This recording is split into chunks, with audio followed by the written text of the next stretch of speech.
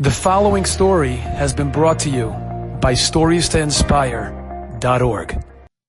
Back in the 1990s, communism was finally falling apart. Hungary gained independence from the Soviet Union. People suddenly had freedoms the like of which they hadn't had since 1956 when Russia invaded Hungary. For the first time in decades, people were able to make their own choice regarding the schooling of their children. And so, like everywhere all over the former Soviet Union, Jewish schools began opening all over Hungary. One such school was going to open in Budapest. A team of a few American teachers and rabbis came out to spearhead the effort. They placed an ad in the newspaper. They're looking to start a Jewish school in Budapest. Whoever is interested, come for an evening where you'll be able to find out information. They were hoping perhaps they can start the school with 50 children. That was their dream. On that first evening of registration, 450 children and their parents showed up. 450 children and their parents show up. They obviously call New York and say, we need reinforcements pretty fast. They broke up the group into groups of 10 and interviewed each one in separate groups. And in one of the groups, the leader of the groups, one of the rabbis, asked each one this simple question: why are you here? What motivated such an outpouring from this community? What's the reason so many of you are here? And each one picked up their hand and gave an answer. There's anti-Semitism in the public schools. I remember my bubby. I want my kid to have a Jewish education. Everyone gave an answers you would expect to give. There was one man in the room that stayed quiet, didn't join in the discussion. And so the rabbi prompted him and said, sir, is there any particular reason that you want to send your child to our new school? He was at first embarrassed. He was shy. He looked downward. He said, yeah, there's a reason. But it's difficult for me to talk about it, for I've never spoken about it before. But I'll try. He said, I was a young child of 7 years old, when the Germans occupied Hungary in 1944. They knew the war was almost over for them, but in their sick obsession to kill as many Jews as possible, they rounded up as many of us as they could to send us off to Auschwitz. All Hungarian Jews were terrified. One night, I'm lying in bed, and I hear my parents arguing frantically. I hear the noise. I hear the cries. So I went down the steps to see what's going on. What are they arguing about? The door to the living room was closed. I didn't want to open the door, but we had this keyhole that I can peek through. So I'm looking through this keyhole to see what's going on. My father was very agitated. He said to my mother, look, we have nothing to worry about. No one knows we're Jewish. We don't look Jewish. We don't act Jewish. We don't do anything Jewish. We have no Jewish friends. There is no evidence of our Jewish identity. We'll get away with it. To which my mother said, but maybe there's a list. Maybe somehow they have a list. Maybe somehow our names are on the list, and she could not be calmed.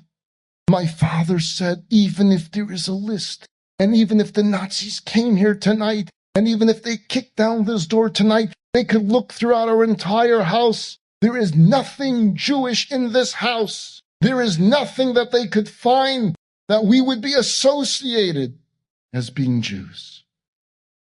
As my father said those words, as he said, there is nothing in this house, my mother began to stare at a bookcase. And she's staring at the highest shelf in this bookcase. And she continues to stare at this shelf. It was the Jewish prayer book that my mother's mother gave her on the day of her wedding to my father. It was the same Jewish prayer book that my grandmother's mother gave to her on the day of her wedding, that was passed on from one generation to the next. She opened the pages of this holy prayer book. She placed her fingers on it. She ran her fingers down and she kissed her fingers and then put the prayer book to her lips and she kissed it. And she turned to my father And my father nods his head. And with that, my mother took this prayer book and tossed it into the fireplace. And she fell on the floor and began to cry and to scream. I was 7 years old. I knew nothing.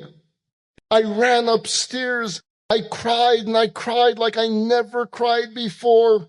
I cried all night long. No, we had no Jewish friends. We never acted Jewish. We never observed anything Jewish. We never celebrated anything Jewish. And yet I knew in my heart that what I just witnessed was an awful and terrible thing. I felt as if part of my soul had been ripped out of me, as if my family's journey for decades had suddenly come to an end. And in all my years since, I have not been able to shake the pain of what I saw and experienced that night. In my mind and in my dreams and in my nightmares, all I see are the pages of this prayer book burning, and the tears just continue to come. And so you ask me, why am I here? You ask me, why do I want to send my young child to your school?